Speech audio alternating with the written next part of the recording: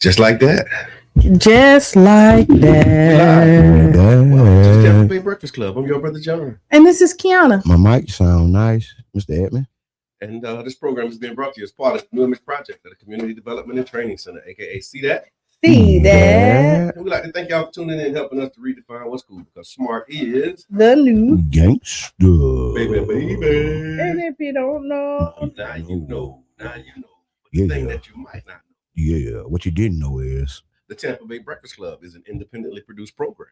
The views, opinions, and statements expressed by the host, guests, or callers are their own and do not necessarily reflect the views, positions, or policies of Carafesta Radio, 99 Gems, its ownership, management, affiliates, sponsors, or partners. It's Freestyle Friday, y'all. it's all good in the hood. Oh, baby. no. It's all good in the hood. Got like some in studio sound. Yeah, I think I like it. I think You like it? Yeah. How you doing, Q? Hey, everything all right with you? I don't like it. Oh, Lord. Oh, Lord. You don't like Oh, it? Lord. You don't like it? You got headphones. You don't have headphones. Yeah, I'm gonna have. Yeah. Oh, they work though. Mm, The headphones work. okay. Hey, man, big shots out to 99 Gems, Carafesta Radio. Yeah, they work. The bird. Yeah, put on your headphones so you can hear what I hear. We gotta get some Lysol and stuff in here too. Yeah, we need some because it's Yeah. it need to be disinfected. Yeah, because it's something going around, still going around. I feel good though. They say it's a new. They say it's a new flu. They say it's a new That's what flu. they say. I think it's chemtrails. They poisoning us, man. They Hold on. That's controversial now. They Hold dropping on. something on us, man. Y'all see that stuff? You see them flying? And it's a lot of planes at night. Yeah. It's a lot. You hear them. They spraying us with something. I think so. What about the drones? Yeah. All the All of the above. Yeah. All of the above. They trying to kill us, man. I know. I So listen. protect your health. Boy. You gotta protect your health. No, for If real. they going to other countries and putting sound to, I imagine what they're doing over here. It's the depopulation agenda is the real thing now. They got memos and documents saying that there was too many people and they had to get rid of some of it. I don't know if I'm that controversial of a conspiracy theorist. Okay. You are, but if we wouldn't have said it first, you would have hopped on it. No, I'm not doing this with you this morning. I don't know if I really. I don't know. I updated my subscription yet. Man, No, the only reason why you ain't got it today is because me and Brother John said it You first. heard it in first, right? If we would have been on the other side of that argument. Oh, Here comes the square peg in the round hole. yeah. I done found the square peg, y'all. Square peg, y'all. I found a way to put it in. You know, it's so funny. Okay, because it's Freestyle Friday. I'll call Mr. Edmond. I'll be ready, right? Yeah, And because me and him done talked about stuff. yeah, And I'm like, okay, he gonna feel me on this. yeah. And I said, and mind you, we will be on the same page. Like he done said it. But as soon as I give like, oh yeah, no, not really though. Like you don't remember. Hey, yeah, she like, what? She like, what are you talking about? No, we done talked about this. You ain't gonna do this. I have to do that. And then he'll say it, right? Yeah, But yeah. the twin in him, the Gemini in him, Yeah. will not let him succeed to anything. Princess was good. He has to like be like on the opposite end. I'm telling you, No, I I done don't came be to- doing it on purpose. Okay, Yeah, okay. I don't. I just think different. Yeah, And I think about the same things differently. yeah. I mean, I got a way that I do that. Yeah. too. You like that? You like I got a way that I'm good at looking at both sides. Oh, I you know what am it's called? too. Yeah. It's a term. It's Yeah. called contradiction tension, Okay. right? For us, Mhm. contradictions are not something we really like, and we really kind of despise contradictions. Mhm. But contradiction tension helps get to the right solution to social and personal problems. Okay. Contradiction tension is opposite sides rubbing against each other to get the diamond out. You know what I'm saying? Mhm. And it's something that so how we usually say it is people be in a bubble. Okay. They have no contradiction tension in their lives or in their operation. That's So the ball. that's the bubble. Okay. But once you have contradiction tension and a healthy contradiction tension, right, it helps you refine and define yourself and the things around you. So that means that there could be some unhealthy contradiction tension. I mean, it's everything is unhealthy at the wrong proportions. Okay. So yeah, too much anything poison no is good. yes, thank you. That's Yeah, poison. too much anything. Yeah. is no good. Yeah. So speaking of contradictions, I saw a report that said crime is down in St. Pete. Ooh, Crime is down. the police ain't down. The police. Let me stop. The crime is down in St. Pete. Let me sit down. I'm gonna sit down for this one, dog. You got to sit down. Yeah, I'm sitting down. Let me keep this thing up. Because I ain't gonna get up.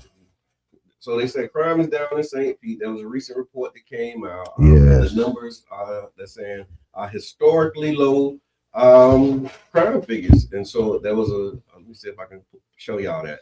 So yeah, they had this chart that they put up that was saying, according to St. Pete Police, 2025 recorded the lowest number of homicides since 1967, something the city hasn't seen in nearly 60 years.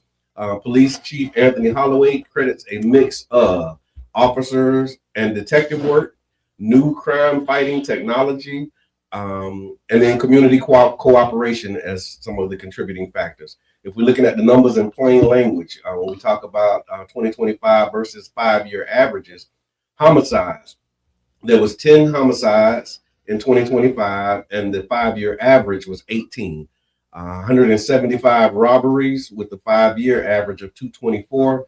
Auto thefts, which was big at one point, 406 auto thefts with a 5-year average of 735. So that's down 29%.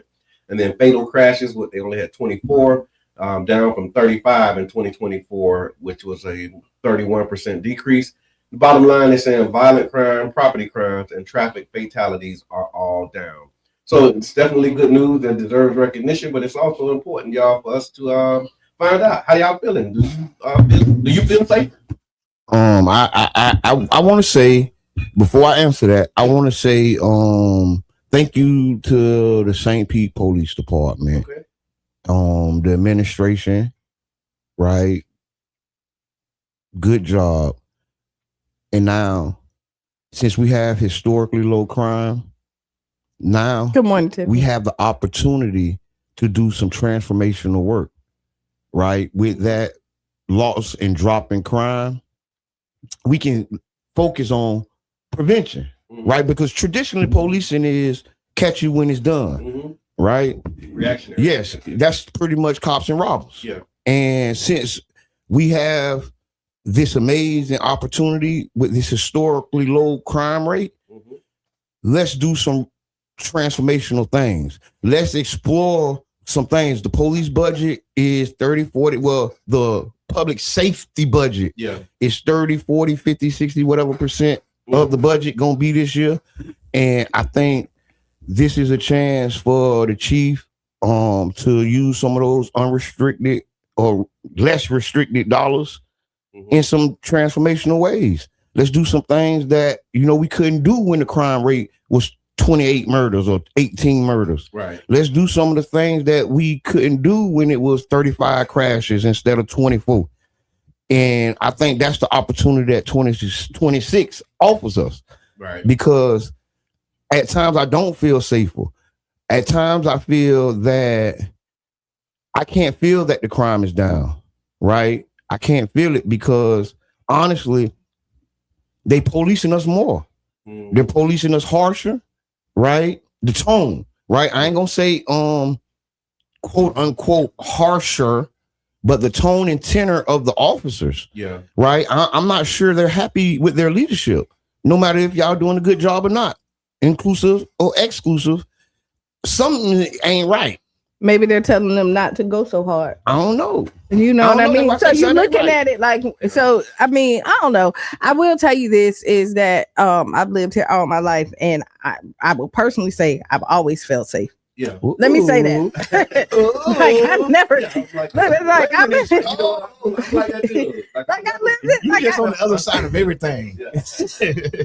no, but I'm just saying, like I've always felt safe. I hear that though. You know what I mean? And I'm not saying that there hasn't been moments that But there you're wasn't right. you know, that I didn't feel like a violation has happened and all that other stuff. Cause like I don't live in this perfect bubble. Like, Yeah. I mean, listen, y'all take like my dad was in the streets. I done woke up to my car the car on fire. Like listen, we done had no, we done had some movie-ish happen to us. You know what I mean? Yeah. But like I'm telling you, like I've never like felt unsafe in my city. Yeah. So let I me was thinking about Wow. that Wow. too. I thought about that too. Like I can't remember recently not feeling safe. Like, and then even when I started thinking back to when I was in the streets, that's when I didn't feel safe because, you know, just the activities had some hazards that came with it that made me not feel safe. But when I got saved and changed my life, like I never really worried about, you know, people doing that. But people feel unsafe. And then no, this is people. But my lived experience is what it was. I remember. So you probably heard me tell this story before about when we moved into Blue Nile, the 2020 apartments. Like the Muslims, we had a contract to do security, and so like our whole family moved over there. We had like 4 or 5 members of the mosque family Embedded. That's what they call embedding yourself into. Ooh. Yeah. We was embedded, and I'm talking about it was rough. Wow. But we didn't feel unsafe. So much so that we took a trip. We went out of town and left our windows open. And when we came back, like nothing was wrong. The house nobody came into our, but then moved in Gulfport, had everything locked down, secure, and somebody broke in our house. And so the area where you would think that They wouldn't break in. you're You're the target. Yeah. We was a target. Listen, I'm gonna tell you, I'm gonna be honest. Yeah. Like these people ain't moving into our neighborhood because they scared. Yeah. That's right. Right? That's Just right. let's be honest. The gentrification rate the way it is because we really ain't messing with people. Yeah. You know, it's things that go on. It's crimes of opportunity because that's really what's going on. Yeah. And that's really what I want to shine the light on. That's why I said, since we had this opportunity, we can kind of circle this crime of how we opportunity. make it better? How do we keep it? How do we Crime make of it? opportunity. That's Yeah. what the cars was. Yeah, that's what they said. It was crime, and really, that's what a whole bunch of the dope game is. Yeah, it's opportunity. It's an opportunity crime, but it's looked at a certain way. If it was a whole bunch of white boys selling dope in the streets, they would have a program to give them opportunity Mhm. in a robust way. because it's us, they have a program for us too, and it's called prison. Yeah. See what I'm saying? It's not the same, and that's what I'm saying. Since we have, we have the opportunity, right? Because we got this opportunity in more ways than one. I ain't gonna talk about all the opportunities and all the ways, because that'll dim the light of what I'm trying to get across. Mm-hmm. But I will say this is an opportunity like no other. Yeah. Let's seize this opportunity. This is what life about. Because you might not get it next year. See, it might get crunk. Right. See, some things might happen this year that may change all these numbers. But what we can do, since we got these numbers now, right, we can start making, some real aggressive or transformational plans. They're saying good morning. Twin Flame say a lot of crimes they don't post or report. Yeah. Oh yeah. So I was gonna talk about the curving of the numbers, but I ain't gonna do that. Cause see, I decided see this twin Gemini walked in today. Mm-hmm. So my other twin Gemini, I have a whole dissertation about these numbers. Yeah. I do. Yeah. Put it in the comments if you want to see it. Put it in the comments if you want to see it. If you want to see it, put it in the comments. I'm gonna give you the other side of what I can come with. Yeah. We talking specifically about the data and specifics. Yeah. If y'all tell me y'all want me to do it, well, I will say kudos for the crime rate to being down, and then I'll say kudos to the programs that's working it. The Friday nights done right during the summers, right? You know what? So I'm gonna say that.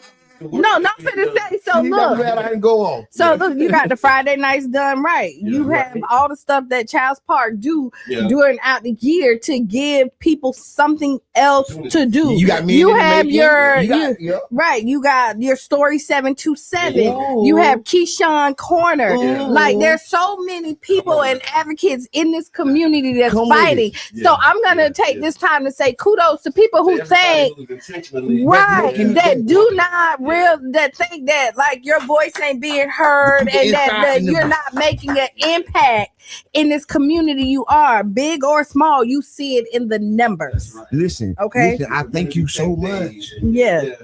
And your Robinsons with right, you got St. Pete Strong that comes in that there's a lot of stuff that's right. There's a lot of stuff, that's happening, and that you're making these small.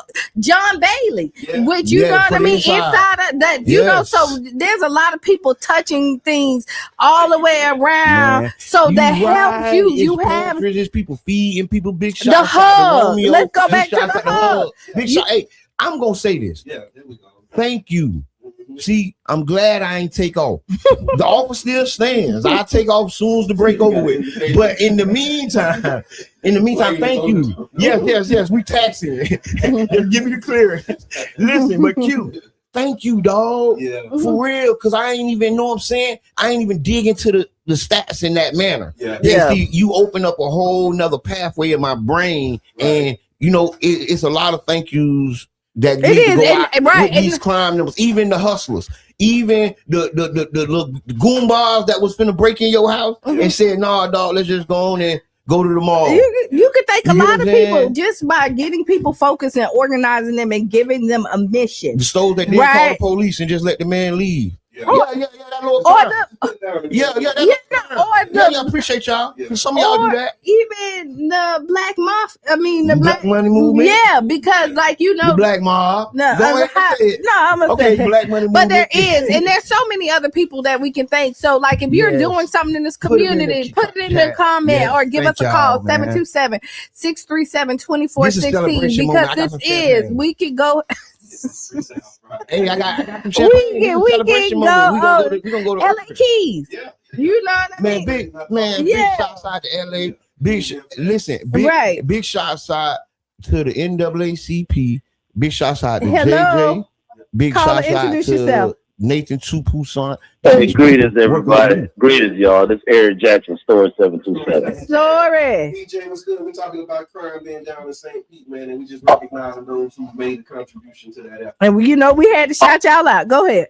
Oh man, I had to get off the. I was on it with y'all, and what was so interesting, Brother John. Oh man, you went out. No, are y'all there? Yeah, we're here. There you go. What was so interesting? Okay, what's so interesting? Your stats, the 5-year stats that we got. And then Q, you named a list of organizations. A lot of those organizations, along with Story 727, we started 5 years ago. Exactly. We're entering our 5th year, and it was like a spirit that went over the city 5 years ago that gave us all intention, man. Let's tighten up. We didn't know what was exactly what we was getting into, but I guess these results are showing something. But I don't want to look at the blue collar crime results, man. By being in this space, I ain't never realized we got so much white collar situations, the fraud, the mishandling of these funds, the other dynamics that's really suppressing us. That's right. Those are reasons why we are truly here, because we see a lot of things that's being neglected here to our peoples. Well, we don't even need to be dealing with these stats, because if we do the things right up top, we won't have to be worrying about what we're doing with these stats. That's right. And so I just want to drop that off. Appreciate y'all. Man, appreciate all the ones you named out, Q, because every one of us, we motivate each other. So with the intentions, we trying to lock hands and arms with the ones who's doing the right thing. And we want to bring back something for the next generation. All right, man. I love y'all, man. Love, peace, and happiness. Bro. You got Repair the Black Family. Man, You this know out what I the mean? system. I need my patches. I need a refill. Urban Drakery, they just had Coffee with Cops. Yeah. Like they have a lot of stuff. I had Yeah. coffee with a cop and I talked about the issue that I had, and I still didn't get a satisfactory resolution. but it's not always about getting to the conclusion at that moment. Yeah, first meetings. Yes. We're building. We're building a metropolis. We ain't building a house. We ain't building a building. We building a metropolis. Y'all watch Superman. Where Clark Kent work? Yeah, that's what we building. And so if you're just tuning in, you listen to the Tampa Bay Breakfast Club, and we're talking about the crime stats are down in St. Pete, and really just acknowledging those who have been working to do that. Because a lot of times, you're right, the emphasis and the focus is on enforcement. Yeah. But the conversation, I think, needs to pivot and really talk about How prevention is helping. and how the crime prevention efforts that are being done by grassroots organizations are really making an Hey, impact. and listen, this is the thing. It is a celebration moment for the city, right? We need to pop some bottles. We should have had this information on MLK. I don't know who doing y'all planning. I don't know who is organizing this calendar. Right. Y'all need to tap in. I can get you more bang for your buck. Because what I would have did, I would have presented this right before MLK Day. Okay. Right? The climb And, down. yes, and then that would have been ignition for the celebration. Right. And then that would have set the tone even for the officers, and even how I talked to the officers that day would have been different. You get what I'm saying? Because you have to kind of coordinate what you're trying to do, because a lot of things that's being done seems very uncoordinated. But thank you for the work. Thank everybody, because I ain't gonna go on my soapbox. No, that's a good point, because again, once you start, it's the way you frame it and the way you set it up. Because following up to that, I saw a post by Sharonda Davis, and her post really started a conversation around MLK and policing. And basically, the gist of it started with her post. She was raising concerns about how MLK Day events were heavily policed. According to the post, the gathering was peaceful, civil, and community focused. There was no violence, no chaos, no threats. Yet law enforcement's response was described as hostile, aggressive, and unnecessary.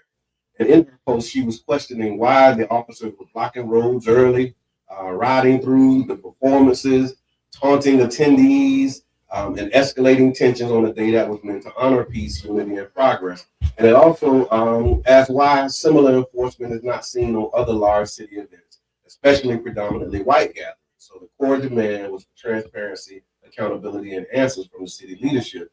And a lot of the people who were responding to her post was talking about how it felt different, and it felt different in not a good way. You know what I'm saying? Like, you can see the disparate treatment. And so as we're talking about crime being down, the officers needed to have that brief to say, hey, man, look, y'all go out here and just chill, because crime is down. Yeah. These are peaceful people. These are peaceful gatherings. You don't need to be overly assertive. You need to be welcoming. If your job is traffic, then be traffic. Be traffic. Remember Rush Hour? Yeah. You know, do your Michael Jackson in the street. And Join the party. Join the party. And it's all right. It's one of the things where I look at it like this, man. When I was out there talking to the police, the number one thing they told me, and I would show some of the videos, but I'm not. I talked to some people. They say don't show them. But what I'm gonna do is say this: the number one thing they said why they was doing it is because they've been doing it for all these years, and they're asking me, "What's the problem, Jabbar? We've been doing this all these years. Why are you saying something?" I say, "Hey man, I'm looking at the clock. It's 1 o'clock, dog. Y'all don't know I've been clocking this. Yeah. Y'all don't know I've been coming here since I've been skipping school to come here, bro. Yeah. I'm standing on the same ground. I'm not moving. I'm not. This is nothing. This is not nothing new to me, Right. right? And I'm telling you, this ain't right, bro." And I'm saying it. And then when I read Sharon the post, I felt validation because I ain't feel nobody else felt what I felt. Yeah. You know what I'm saying? Because I was kind of like, man, everybody used to it. They like to get whipped and changed. So okay, I'm not letting you whip me. We finna fight. Well, you better bring it. But long story short, I ain't mean it like that. But I'm saying we have to really listen to what the people saying. I really don't like how like the administration and the chief them kind of ignore us and not direct phone calls. Because like I said, I called couple of our high-ranking officials, and we had conversations that made me feel all right. It didn't help me. Like it wasn't looking for a resolution from them either. So it was all right to have these conversations, and it builds something. But the reality is, if y'all keep doing this is why 20% of St. Pete Black community has left, y'all. 30 years of roadblocks on MLK has gotten us to a gentrified South Side, and we have to see how one makes the other. We're gonna talk about that after the break too, because the impact of Black people leaving, they taking their children with them, and that's what closing the schools. We talked about that. Yeah, go ahead. And then also with this MLK, a lot of the themes that were coming up in Sharonda's post was they were comparisons to other events. People were repeatedly pointing out how other events like concerts, pride celebrations, and other large festivals, they don't appear to receive that same level of aggressive abuse. No, people walk around with onesies on, like with everything exposed. Yeah. The opposite onesie, not a body onesie, but a genitalia onesie. Yeah. Right. And walk regular down the street. There's and a lot of everybody stuff. all right with it. And that's cool. I ain't got no problem with it. If y'all wouldn't do us like this, I probably wouldn't have mentioned it. Yeah. And then there was other perception about bias and stereotypes. Some commenters believe that the response reflects a lingering assumption that large Black gatherings are inherently risky. Yes. They argue that this reinforces harmful stereotypes and undermines trust between the community and law enforcement. And I would tell you, naturally, historically, we are peaceful people. Docile. Like we're manatees. forgiving. No, we really are. Like we really are. And so like we like to have a good time. Like when I rolled up and down 9th Street, I just was in awe, and I was like, I love our people. Yeah. Like I just Yeah, love I love our people. I love our people. Everything we talk about bias. It's another thing with bias, because I was on a post and I saw one of the comments, and the comment it's like this inherent idea that every business that we have is illegitimate. Yep. You know what I mean? Yep. Like because it was actually one of the Facebook reels that we posted from the clip of the show, and in the comments, the commenter was like, well, you know, my experience has been that if you're a legitimate business, then the police won't bother you. No, that's wrong. And so you're inherently saying that because they bother me, I must be illegitimate. And you But think, that's how and no, they think that everybody on 9th Street who's set up because you're not going through the city, that you are not operating a real business, like you're a pop-up shop. But Hey, wait, listen before you say it. And that's not necessarily true. You know what I mean? Like you have Big Love who called, and he rent his spot. He does 7 days a week, and that is his spot where he at, and he run a legit business. And for you to think just because you're out there for the day, that's another part of that bias, man. And so look, we got 8 a lot o'clock. we're gonna cover at 8 o'clock. Thank you for the time check. We'll be back about 6 or 7 minutes after the hour, and we have a lot to talk about. We're gonna talk about the schools closing. There's some AG saying that they're not going to enforce race laws, all the things we're gonna talk about. We'll be back 6 or 7 minutes after the hour. Big Breakfast Club.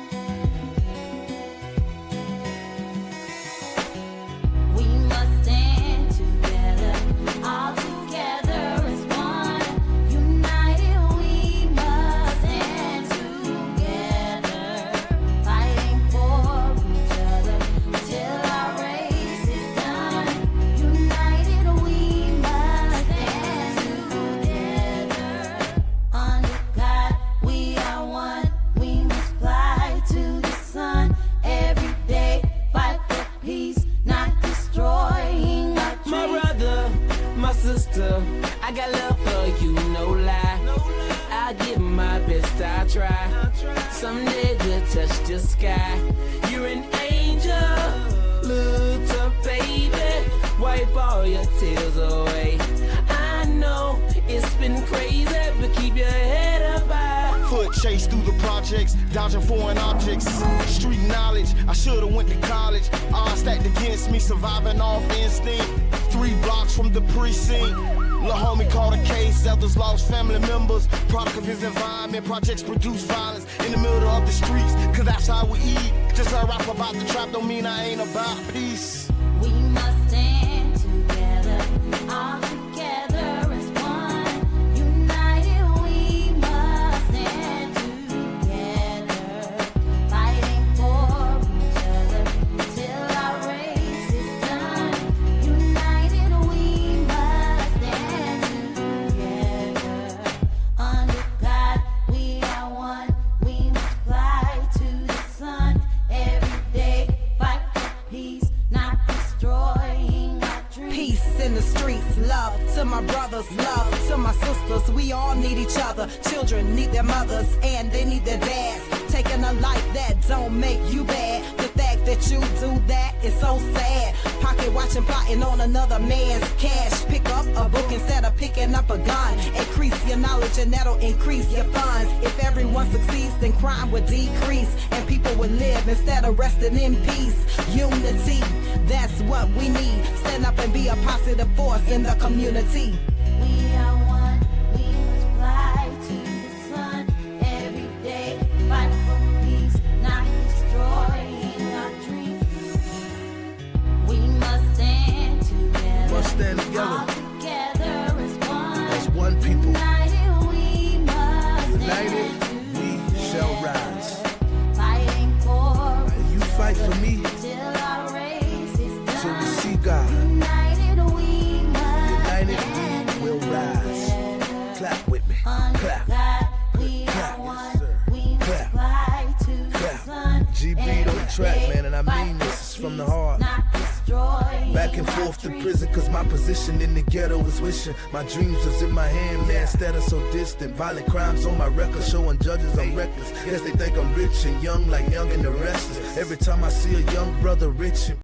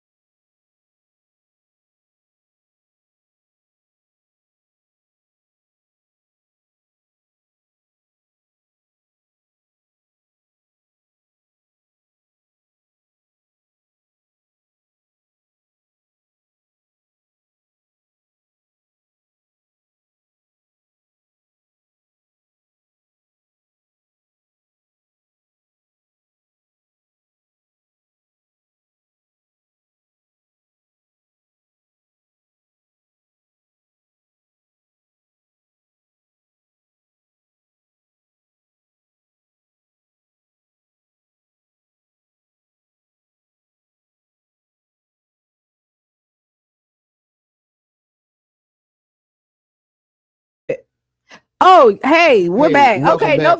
value. Welcome YouTube, back. Oh, y'all done missed a whole lot.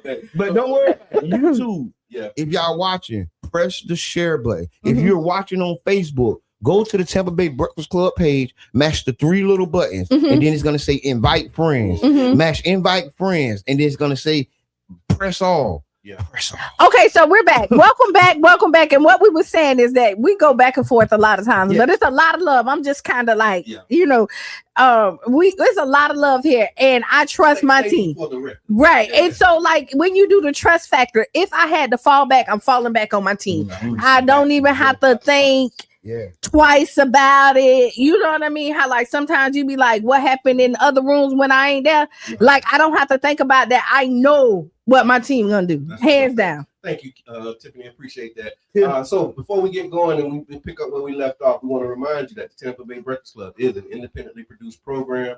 The views, opinions, and statements expressed by hosts, guests, and callers are their own and do not necessarily reflect the views, positions, or policies of KRFS Radio. 99 Jams, its ownership, management, affiliate, sponsors, or partners. We speak Nobody. for ourselves. Nobody. Yeah. Oh, and you're listening to the Tampa Bay Breakfast Club. I am Kiana. And I'm your brother John. And I'm the one and only Mr. Edmund. This program is being brought to you as part of the New Image Project of the Community Development and Training Center, aka CDAT. See that? And we'd like to thank y'all for tuning in and helping us to redefine what's cool. Because Smart is The new gangsta, baby. if you don't know, now you know. Yeah. Before the break, we were talking about the crime stats that came out. Really, the city of St. Pete has experienced some historic lows in crime, and we started making the connection between the preventative efforts. They go back 5 years, comparing them to 5 years, and there was a lot of programs that were started 5 years ago. Right. And so being able to acknowledge the work that's being done on the community side, and not so much, that the enforcement piece. I mean, enforcement has its place, but I really wanted to highlight and acknowledge the community and the way that the community is shown. Oh, and while you're saying that, and then we kind of branched off to Sharonda Post, which is the MLK, and we're going to talk about that. Yes. But y'all also did with the police coming out about the mental health. Yeah. No, about the mental health, and that you don't have to be so aggressive with the call program that came out. Yep. So you know what it is, a lot of stuff that happens. Right. 5 years ago. Yeah. Almost 5 years ago. So like once again, we want to roll call. Thank you, to the police, the chief, the staff, assistant chiefs, the administration, and everything. The two administrations, because we bought through two in this little kind of, because it's like 4 or 5 years.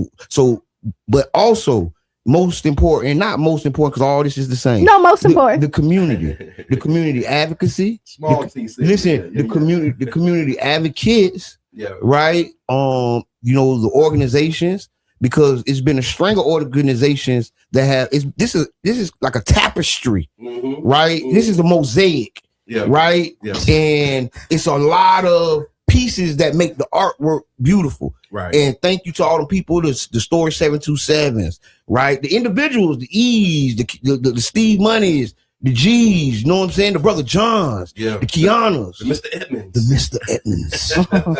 Edmund.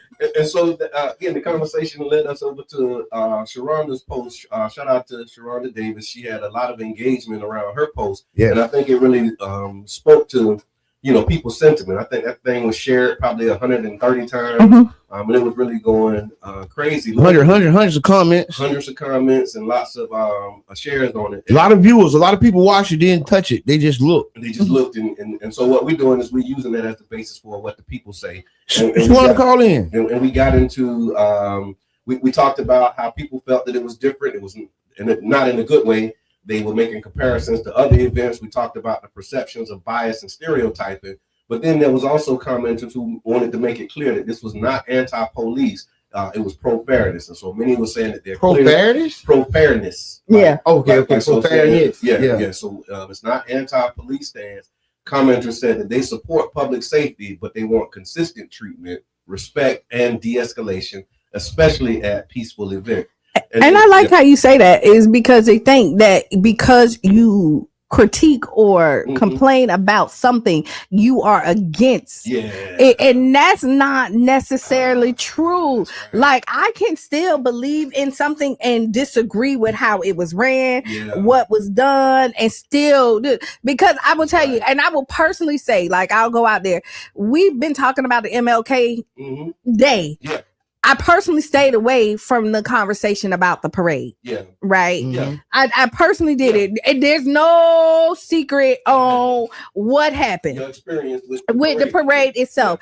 But there's also no secret that I keep on saying, like, I really believe in the parade. Right. And that I'm community. And when I showed up at the parade, people were shocked. You know what I mean? The parade? No. We went live. Right. No, but I will. So when we talk about it, I saw the lives. We talked about it. And now this is the sad part. I'm gonna say this is we talked about MLK. And we gave people the platform to call in. With all the conversations, most people stayed away from the parade. Nobody really. And this was, if you go back to our MLK debrief on Wednesday, we invited the community to call in and share your MLK experience, and it was clear that a lot of people didn't have parade testimonies. They were mostly talking about their MLK Street, 9th Street testimony, just their experience with shopping and spending with black dollars, but they didn't really talk about the parade a lot. And so that gave way, not that nobody did, because there's been a live video, Noah Ben Israel. He's been going live and really talking about the parade because he was a part of the team that was doing the Dream Big parade, right? And so he had some feedback and I had some problems with what he said. So let me can I jump in first? Yeah, go ahead. Okay, let me tell you. So I listened to it. I heard him, and he had some points. He had some valid points, but some of it I didn't agree with. Now I know Trevor came in, and he's a part of the new. And he was a part of the old. Yeah, both. Yeah. Right. And I will legacy. And this is what you want. Now, what I will tell you with the old, when he said unify, let's work together, I will tell you this parade, once it hands off to somebody else, historically, your first year is gonna be the hardest. It's your first year. Yeah. You're not gonna, I don't care how excited you are, you're gonna come into hurdles that you didn't expect because it's your first year, right? And what I would have liked is that the old team played a little bit more. A little more hands-on. Like if you know that you have these hurdles, and if you really believe in the parade in this city, you put your egos aside and you come in and you like, hey, this is what it is. I'm not saying they did or they didn't, but on that that live, that was clear that there was, a little tension. Okay. Right. And it wasn't as smooth a handoff as we would like to have happen with our legacy events. Right. It usually isn't because a lot of our events are used to divide us, right? To pick winners and losers. Like this is a strategy, and oftentimes we play right into it. I had my issue with the parade, and one of the reasons I buried the hatchet about it because I seen the division that it was making. I seen that the parade was preventing us from putting together a cohesive economic and economic and social agenda in our community because of that one day. So many people, so many relationships fractured. Many people don't like each other only because of what they did on MLK. And I seen myself fall into that trap. And I stepped back. I said, whoa, this guy was my mentor. I was looking up to him. And I'm going to continue. Yeah. And I went back to start working with him. I went back to help and keep being a part because I was like, no, this ain't right. And it wasn't. Yeah. It was something in the water. Yeah. Right. And I was glad I didn't blast and do all the things because when the truth came out, it was what my mentor told me. Yeah. It was exactly what he said. But he didn't throw them under the bus. So he didn't tell me really what really happened. Yeah.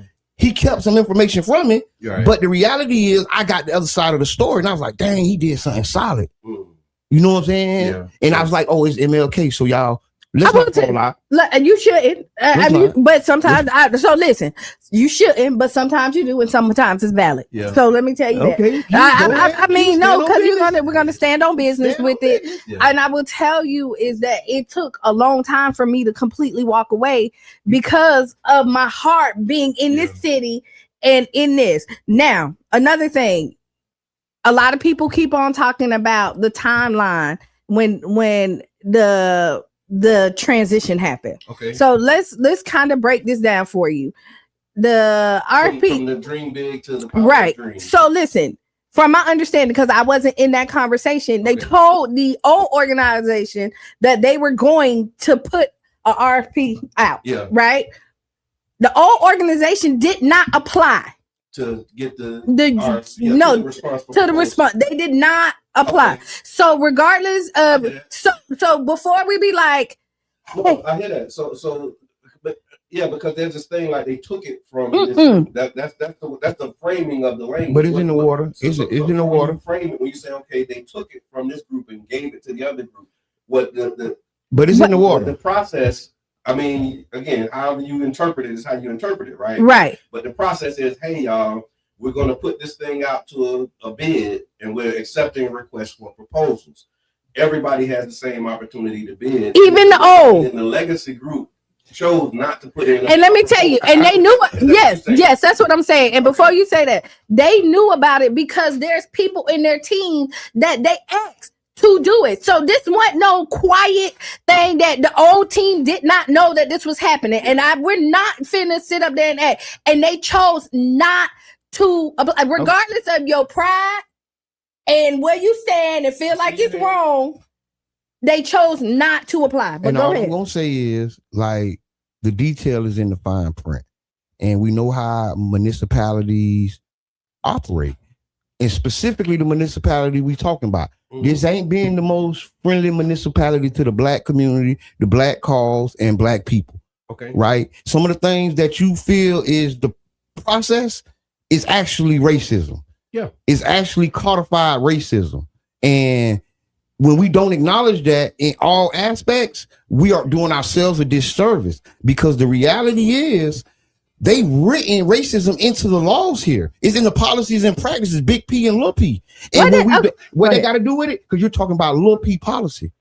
See what it got to do with it? Little P policy is decided in a room, and people talk about it with each other and come out with the policy. And that's what that was. And no matter what way we feel about it, who knew what, when they knew it, these policies are used against us every day. And just know it. And so I want to be clear. So are you saying that racism is what stopped the legacy group from applying and responding to this request for proposal? I say yes, it's a tool of systematic racism. Yes.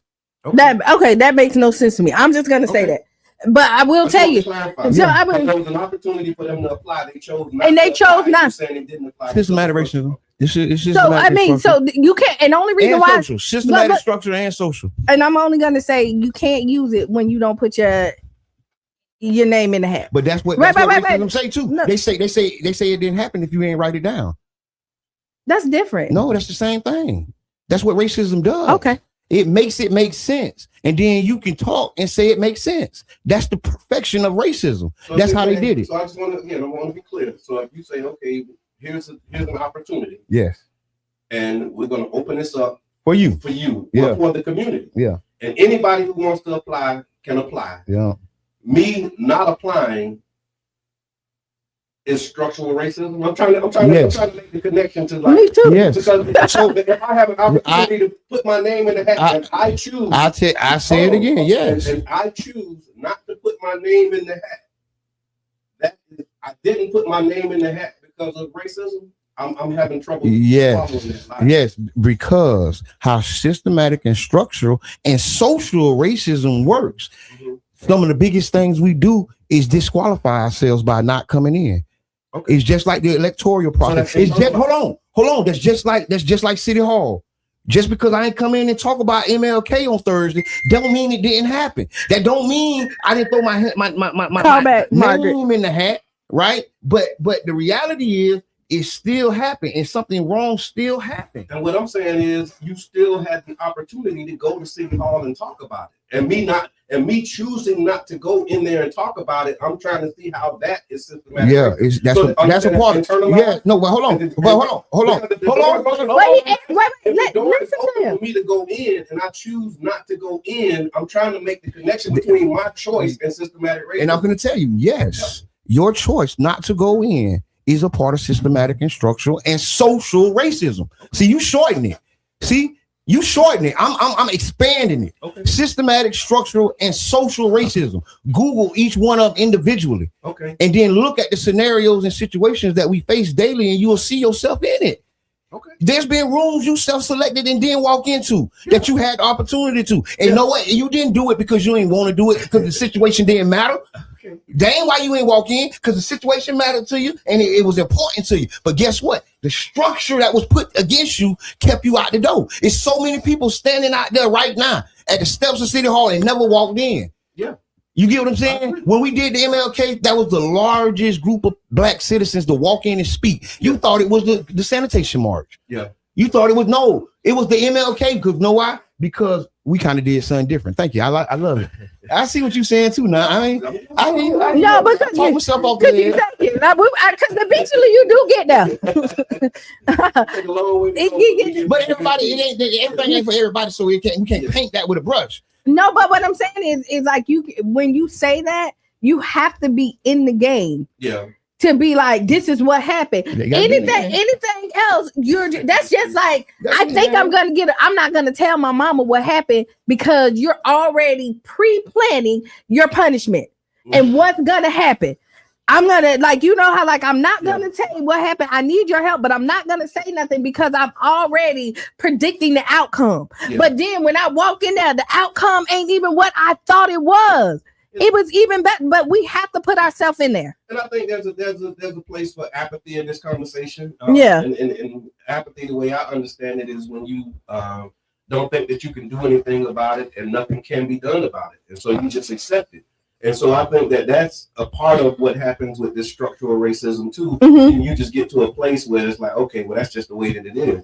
I met with as we were doing the city, we were doing the CRA report, Mhm. and we were meeting with city council members, and we were talking about how gentrification and signs of gentrification is happening it's like mid-stage gentrification, basically. Looking at the numbers, looking at the data, and one of the responses was, well, that's just, you just can't do nothing about that. You can't stop it. And so that is a part of the structure, but it's a part of that mindset. So that's why I was asking, is this structural or is it internal? And I think it's a combination of both, because sometimes we internalize that oppression without realizing that you internalized oppression, and now we start making excuses, and we can make excuses and progress at the same time. So and I agree with that. I just want to add that, that's part of the plan of structural and social racism, for people to go into apathy. And if you want to see proof of that, look at 2025 plan. And they explicitly talk about going into these institutions and making people quit. Explicitly, that's the plan. They put it in words. Make them quit and run from the job and never come back. And that's how we're going to take over. We ain't going to have to fire them. They said, I heard that. I tweaked it, but that was like all I could do. Okay, gotcha. Try this one and see if it works different. And the apathy is and never should be discounted or disqualified, because it is actually a tool that is one of the buttons that's pressed when you've been pushed down so much. When I was talking about the police, what the person, dog, listen, I swear to God, when I talked to the police, I went across the road to talk to the other police. I looked back, I took a picture of that too. And the dudes who were standing there hearing me talk to the police, standing there with the police laughing and pointing at me like I'm a fool. I'm talking about, I'm saying it ain't a group.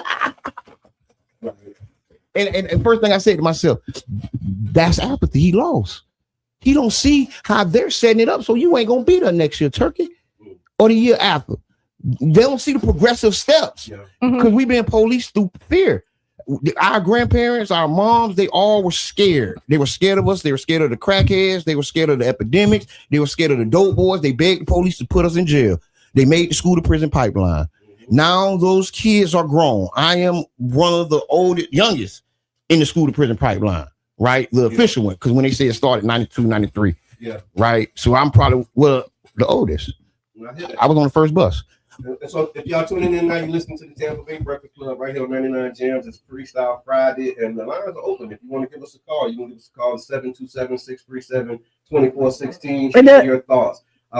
We did have a caller, but it messed up, so you got to call back if you want to. We got some subjects. Go. Yeah, no, I wanted to talk about this too, because we mentioned it briefly on Wednesday, and I got a little more data about what's happening with these Pinellas County schools proposing to close down and consolidate. And so Pinellas County school officials have unveiled recommended school closures and consolidations as part of a major planning effort aimed at addressing long-term enrollment declines. So here's what's happening. The district data shows that the number of students enrolled in Pinellas County schools has dropped by tens of thousands over the last 20 years, shrinking by roughly 30,000 students since 2006. What's on the table right now is Cross Bayou Elementary, which is in Pinellas Park. It's being proposed to close at the end of this school year, with students being rezoned to nearby schools. Also, Distant Academy. I actually took a tour out at Distant and spent some time over there when I was on council. Gulfport. They're recommended for closure, with programs and students being moved to other alternative education sites. And then there's consolidations and expansions of other schools that may be combined or reconfigured, including repurposing underused spaces for things like employee child care or K through 8. I don't like it. And so basically what this means for families, the plan is the aim, they're saying that the aim of this plan is to save millions of dollars annually by reducing building maintenance costs and operating more efficiently. But some parents and community members are pushing back, especially around the closures like Cross Bayou Elementary, where families say program support services are highly valued. So yeah, some of the reasons that they were giving as to why these were chosen, why these particular schools were chosen, they said that they were not random and they were not based on test scores, because a lot of the things that people say, oh, they closing the schools that's failing, the district said that's not the case. They said that they used a multi-factor analysis that looked at buildings, students, and long-term costs. And so there's enrollment versus capacity is one of the issues. Basically saying that for the school operating, if the school was operating between 40 and 60% full, those buildings were flagged, because empty classrooms still cost money. You still got to heat them, you still got to cool them, you got to maintain them, and these classrooms are empty. So if a school was built for 700 students, but it only has 300, it becomes very expensive per student to run. Also, the conditions of the building were talked about. Older schools that have high repair and maintenance costs were also prioritized. Proximity to other schools was another factor. Schools located near other campuses with available space were more likely to be recommended. This allows students to be rezoned without long commutes. And then there was some schools that had some program duplication and other things like that as well. And so, yeah. Somebody say it's too expensive for some of us to live here. No, thank you for the start. That's the contributing factor, because so many people been leaving. If you take 50, 60,000 people and take 10% of that, that's 12,000 people. Yeah. And out that 12,000, let's say 11,000 is adults, and say 8,000-9,000 is kids. And 20 years, 30,000 students. It has seen a decrease in 30,000 students in 20 years. Yeah, it's serious, because I honestly feel that, you know, I want to talk about, did we look at all the options? Did we look at curving some of the payrolls at the Taj Mahal? Okay. Did we look at, you know, some of them $200,000 clerical aides and assistants that can be reduced? Or I don't know. Like I say, I want to. What about the lottery money? Man, forget the lottery. They just robbed black people. And they say the Florida lottery was sold to voters with a promise that the lottery was going to help pay for schools. And yeah, man. Who is the lottery CEO? Yeah. Look, watch this. Who is the lottery CEO? Who? See. So this is what they said. So the reality in plain terms, what the lottery does, lottery dollars do go to education. However, they help fund Bright Future scholarships, some school construction, and then education trust fund. But what it doesn't do, it does not add new money on top of what lawmakers would have already spent anyway. So instead, the lottery money often replaces general revenue. So it's basically shifting money from one pocket to the other. yeah. So it's not new money. It's money that was already allocated. And they're saying, well, because the lottery is here, we can use the lottery money and then move that money to another place within the system, but it's not adding revenue to the school system. And so, yeah. So what y'all think, man? If lottery money was meant to strengthen public schools, why are the public schools still underfunded, and why are these public dollars flowing now into private education? Well, I will tell you, I don't think anything is done unintentional, right? You see this. I can't even talk. We see the decrease of people of the public school system, and I mean they want you to go to the private sector. Yeah. Right. You're seeing where even the government is pushing and opening up. So a lot of the public school dollars are going to the private sector. Mm-hmm. And I'm okay with you going to private school too, right? Like because every fit ain't a good fit for you. Yeah. But you can have better public school systems if you invested in it. Right. So wherever you invest at, wherever you're pouring into, you're going to see it blossom. And if you leave it, you know, you'll see the decline in it. Go ahead, Yubi. Hey, how y'all doing? Good morning. I need to call over. I'm just saying that a lot of the school thing is they move into school choice, and a lot of people is homeschooling, and also we went to them private schools or the charter schools. Right. So that's becoming the issue where people saying, hey, the public school failed my kids, so I'm not going to send them there. Right. And there's And funding then- and there's incentives for that under that Step Up for Students through this program. Yeah. And then the lottery money, you're right, that's one pocket from the other, but the other thing is they cupping the tax dollars because they not decreasing the property tax money that they getting the revenue from the property taxes. They steady increasing that and cupping that money, but using the lottery money as a subsidiary and say, hey, this is what we gave to the school, so the school really underfunded. Right. Look, thank you. You know what I mean? Mm-hmm. Yeah, no, I appreciate that. Yeah, it is. And but I will tell you, be careful with your charter schools and stuff like that because they're not regulated like the public school system. But that's good for some people. But some people it's not. You have people that's teaching that never got educated. But I'm not saying public that school is bad for people. That's That's why some. anybody some. with some all right skills can. I ain't saying I'm knocking public schools, but I'm saying for some people, public schools are very, very bad. Yeah. It's a reality. Like for black little boys. Come on, man. Well, I will tell you this. I can tell you some horror stories. I went to public school. I went to private school. Right.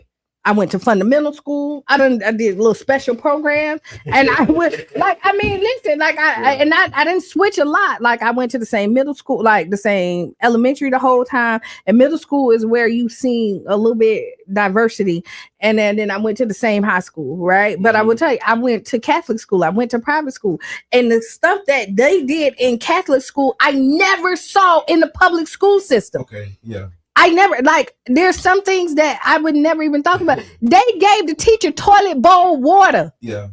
Some sister act type stuff. Yeah. Right. For real in the school, some stuff that we wouldn't have never thought of. So I mean, the public school system can be bad, but there's problems in everywhere that you go. And if you got a teacher that's been molesting and doing all this other stuff, you don't got no background check because a lot of times those schools don't follow the same criteria. The criteria, you're opening up a can of worms that you might not want. Yeah, I hear that. And I mean, like I said, it's pluses and deltas. Yeah, I was gonna say that's regular school too. So with the Step Up for Students, it actually what that program does is it administers state-funded scholarships and it allows families to use public education dollars for private schools, tutoring, therapies, homeschooling as well, and then hybrid education. And so, again, it has its pluses and deltas. In some instances, those who advocate for it, they say that it relieves overcrowding. When students leave and go to private schools, that means smaller class sizes, less strain on teachers, and we also get more individualized education in public schools. It also gives families the immediate options. If your student is stuck in an underperforming or what they call unsafe schools, the scholarships can provide you a way out so that you can leave and go actually take advantage of some of the other options. And then students with special needs. These scholarships have been demonstrated to really show support for students who have special needs because they can get customized service, they can get access to therapies that public schools may struggle to provide. But then the other side of that coin is that it drains operating revenue, is what they're saying. When students leave, the funding leaves with them, and so that's when you start getting into the building costs, the transportation costs, and it impacts the public school budget, which is your point about the investment, right? But I will tell you this: I'm one of them people too. You got to do what's best for your child, right? Like public school, private school, home school. Because we did public school, we did private school, and we did homeschool. Again, I did it all, right?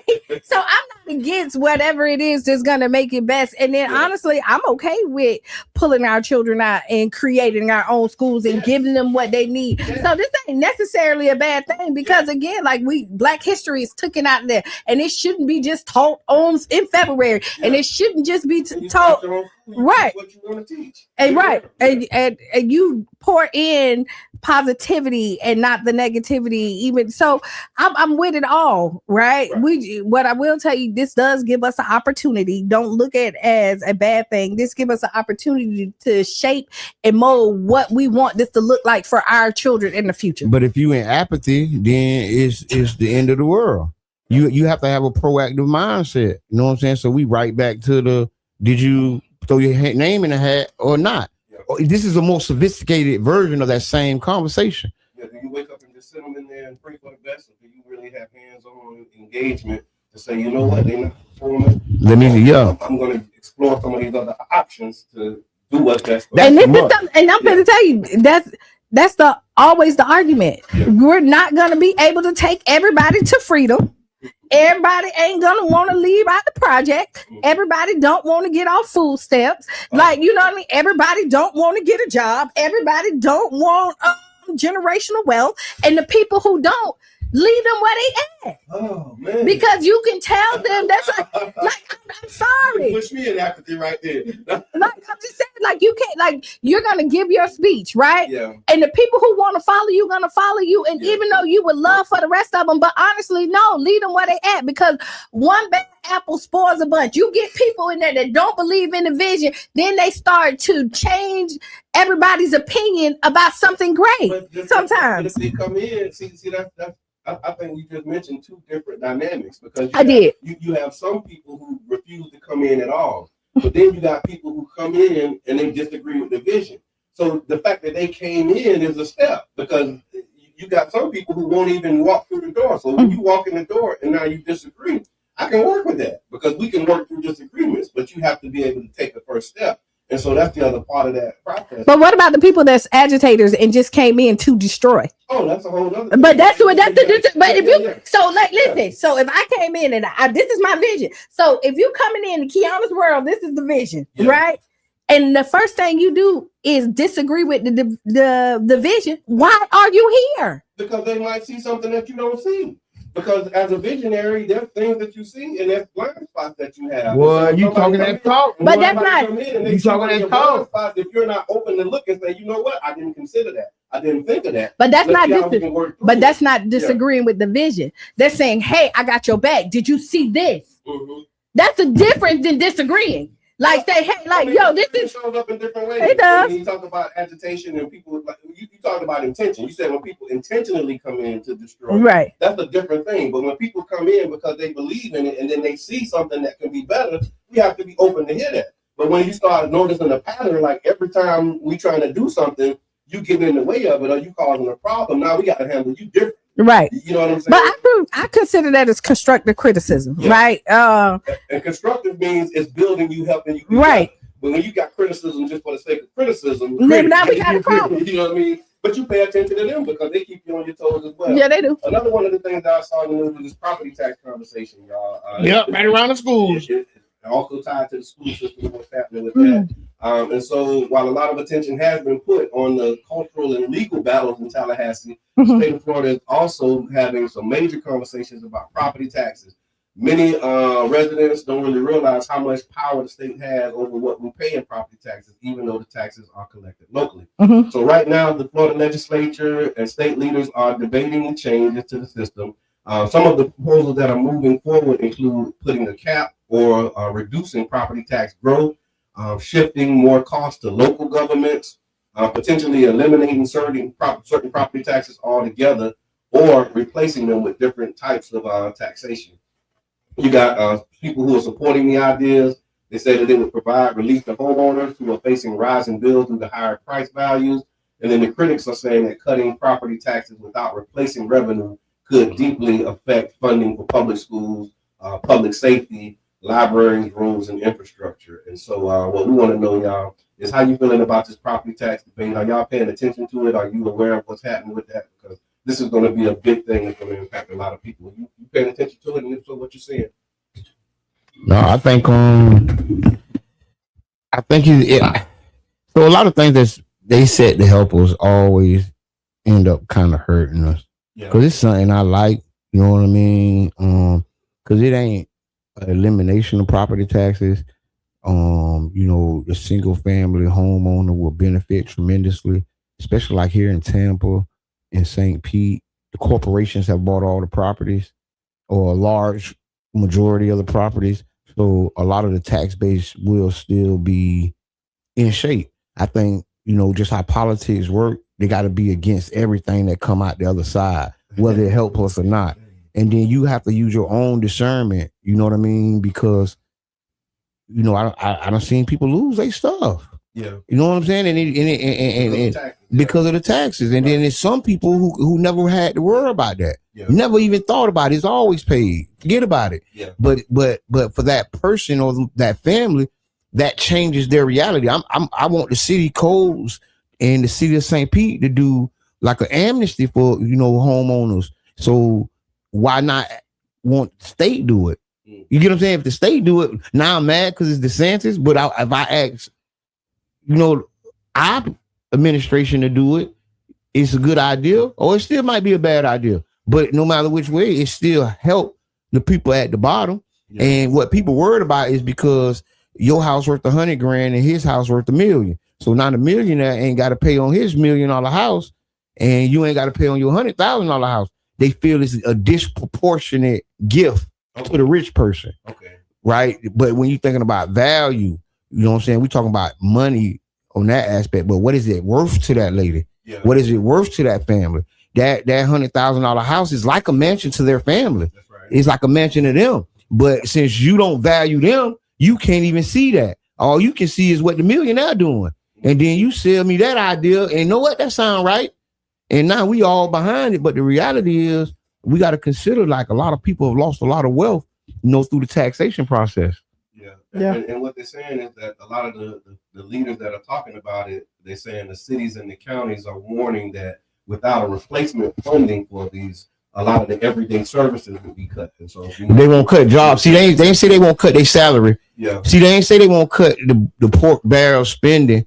They go straight to your services because they know who they talking to. Okay. See, this is a derived message. Okay. You get what I'm saying? Mm-hmm. Because guess what? You can cut a lot of more things before you cut services. Mm-hmm. And y'all don't never talk about that. Nobody never talk about the $250,000 we paying that turkey to sit over there. $20,000 a month. He ain't did nothing all month. You get what I'm saying? Mm-hmm. And it might need to be a tightening of the belt. We might need to pull up our britches. You too big for your britches. Remember they used to say that? You too big for your Pull your britches up, man. So yeah, y'all keep your eyes open. It's some bill that's moving through Tallahatchie right now. There's different iterations of what it looks like, and there's even conversations about putting it on the ballot as an amendment that the voters decide. I also thought that there was, I don't know if we talked about this, but doctors and fire officials have issued repeated warnings about dangerous, life-threatening trend, often referred to as a fire challenge. It's going around social media platforms like TikTok, where teens are setting their hands on fire with lighters. And Mr. Evans, you mentioned this too, but I don't know if we was on air, off air when we talked about it, but we used to do that too. Man, everybody. And it was dumb when you did it then, and alcohol on your head and light your hand on fire. It was dumb when you did it then, and it's dumb when you do it now. Like That's what they're doing now. And they burning themselves up all the way. I don't care what it is. Come on, you never put your hand on fire? No. Yeah, man. That's how they would get us. That's how you used to get us, brother John. That's fine, bro. That's how they used to get us. And you know what? That's fine, because I won't get burned, right? And then you know what? It is, but they say like, I guess the thing that they're using is really because it's a trend and everybody ain't as skilled in how to do it. Yeah, you can burn up. Yeah, and I guess the one particular incident that they highlighted was where the bottle itself exploded. And so, you too close to the bottle, it lit this and then boom. I'll tell you another one. And you know what? Everybody's looking, you know what? Also, like we did do, and it's stupid stuff, right? Yeah. But what they have that we didn't have is social media and the go viral moments, and everybody's trying to push the envelope to go even further so that you can get more views and likes. I'm gonna let my whole arm. No, I'm finna put alcohol on my hand. I'm still gonna have it. They were doing that in the shower. I remember they were doing that. Light yourself on. And remember when they was doing the choke you and then no. And this back to that reward thing I was talking about with your brain. Yeah. Because when your brain gets a reward, you know what I'm saying?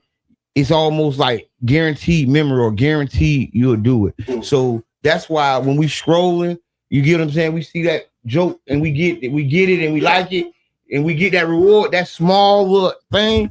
It's training our brain, and kids are very susceptible to what they scrolling and liking. Mhm. See, this is a what they call it. It's hand-eye motor coordination, and so it's part of brainwashing. Yeah. You get what I'm saying? Because I'm scrolling up, my eyes going up, right, and then my motor skills to touch and pluck, and then also in my brain, it's doing things. Yeah. You get what I'm That's saying? discovery. That's they design. Exactly. Like there's actually a lawsuit that was just recently settled that says that these things are designed to be addictive.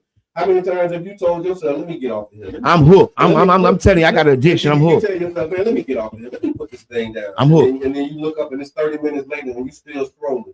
It's Watching reels. It's designed, for that. Well, And so be mindful. I actually got a whole thing on how to break your social media addiction. I'm gonna actually upload it at some You point. need to, man. I just uploaded my story about it's titled. You can go on my LinkedIn page on Jabbar Edmond.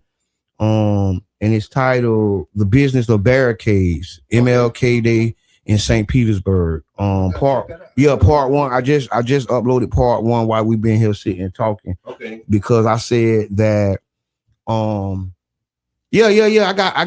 got ways to communicate. I've been reading and studying, writing essays, dissertations, and thesis. Yeah. Right. And I said that I got something to say, and I'm gonna say it. Right on. You gonna get this work.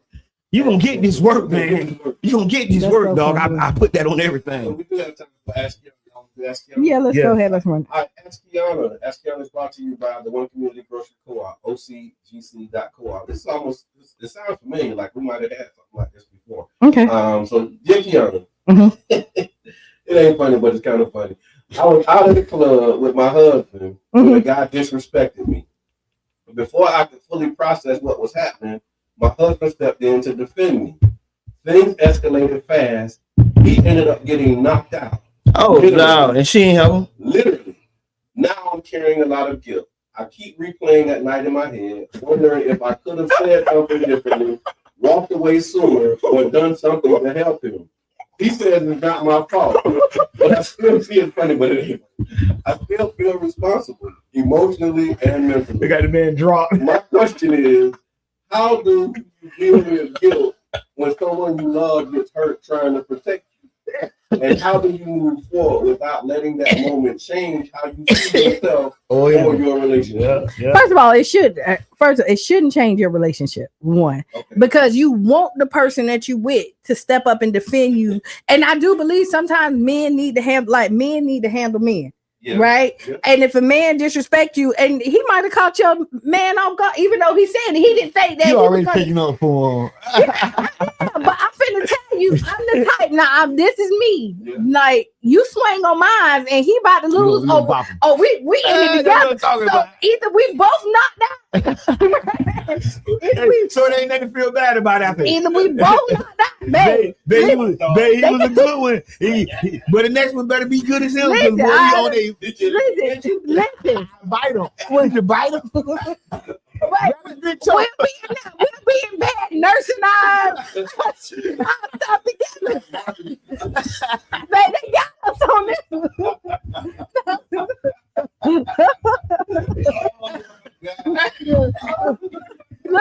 You got steak. I got a steak. We both got steaks on us. They did it. Next time we're gonna next time we both finna get pepper spray. You know we taser and something, baby. Go get the gun. No. So that's what you do. What Kiana's saying is take your lumps and learn. Yeah. Because you're not.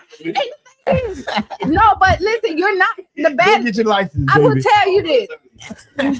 No, but for real is that you got to realize I don't care how big and bad you is, you can't win every battle. But what I do want to do is I want to feel protected and know that like somebody got my back. Right. Regardless if we get knocked out, you got my back. Yeah, that's what Tracy said. Both knocked out. Respect, but no, but he did what he was supposed to do. Yeah. A man disrespected you. He's supposed to take his like, no. Yo. He did his thing, man. Literally. And he probably and what happened is he took his lick, literally. Because you know what, mature people. You ain't call the police or nothing. No, but you know what? Mature people think like when you see some disrespect, you think that if a man step in like, yo, like this me, like chill, bro, you went too far. You think there might be some words and people walk away. This is a mature mindset. But if you're dealing with somebody that doesn't, right? And he do, and you like, yo, bro, like just chill. This my lady. You think people go, oh my bad, like but the next thing you know, if I say chill, bro, and you just touch me, I'm talking to you. So yeah, I might get knocked out. Oh, you did. So now, since you called my man, I gotta catch you too. Like, don't listen. Yeah. So you gonna chill, right. When I see the punch, now I got a punch too, and now I might get knocked out. But believe me, I'm going swinging, and hopefully he get enough time to get up so he can come behind me. So that's in the moment. So the question she's asking is, how do I deal with the guilt? Trying to protect you. How you get past the? But with this one, there's no guilt at this. He did what he so like. He did no. He did what he was supposed to do. That lady can't never forget her man laid out like he's asleep. So now every time they go somewhere, she just see him laid. She gonna be like this. She's traumatized. Like when you drive, you hit the brakes and you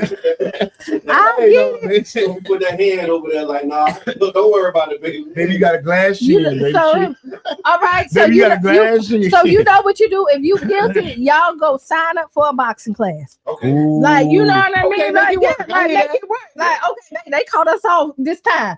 But never again. Yeah. Come on, we going to Taekwondo. We doing something like you. What if he just ain't got it? What if just fighting just ain't his thing? No, because it was the moments in the hood that had fight, big heart. But fight, you listen, fighting just ain't his thing. Okay. I literally got some homeboys. I be seeing them, and baby, I remember them. Never scared, but always get wood. But they got hard. You know, people like ain't one there. Ain't one. Yeah, because they got hard. That's why they want to fight all the time. They never win. Yeah, because that last one, I'm gonna get you for all of them. Get you this time. And I'm lose again. Like, raging. Now you just a raging bull. Like, you know, you can't fight, but you always want to fight. So if that's your man, if that's your man, you already know he's gonna lose. So why you feel guilty? No, you know you got a cupcake. No, you got a cupcake. No, it's not a cupcake. No, he ain't no cupcake. He just no skills. He gonna defend you, but you know y'all gonna lose. So be prepared.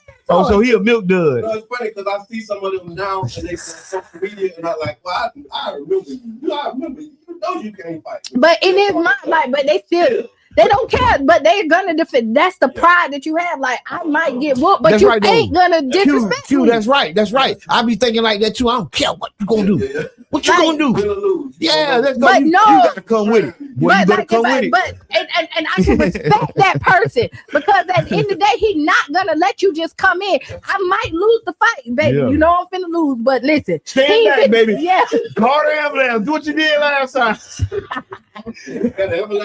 Call Ray and Boo Boo right now because I need my back up. Go down. Ray and Boo Boo stop coming because it's like, man, you always get in and stuff. That's right. Ask you on the time we left, I want to make some announcements. Okay, go for it. Let's go. And so we want to invite you to join Neighborhood Wellness Park, Childs Park Neighborhood Association. We have a monthly gathering that brings neighbors together for movement, connection, and better health. Yes. The walk is happening tomorrow at the Childs Park Neighborhood Association. Childs Park Recreation Center. We do that the fourth Saturday of every month at 9 a.m. and we put neighbor back in the hood one step at a time. So join us, y'all. Come out, connect with your neighbors, and be a part of it. Is it proper if I bring coffee? Yeah, bring it. Just don't bring donuts. Because it's a healthy. So I bring bagels. Yeah, there you go. I done had some vegan donuts. Healthy food options.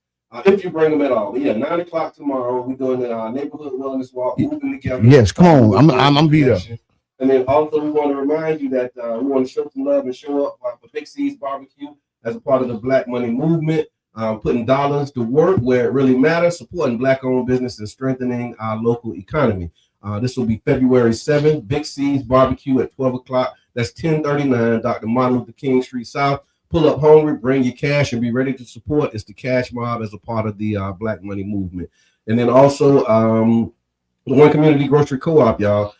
We are continuing our launch and our drive. And so if you'd like to be a part of this milestone and really continue to see this vision and mission come to fruition, hey, So like Jesse Jackson. Vision and mission come to fruition. Join the co-op today. You can go to ocgc.coop.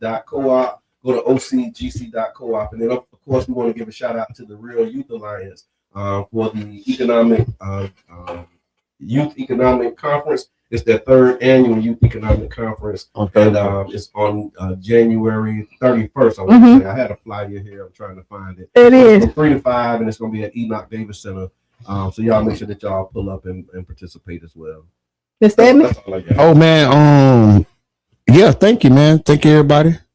Great show.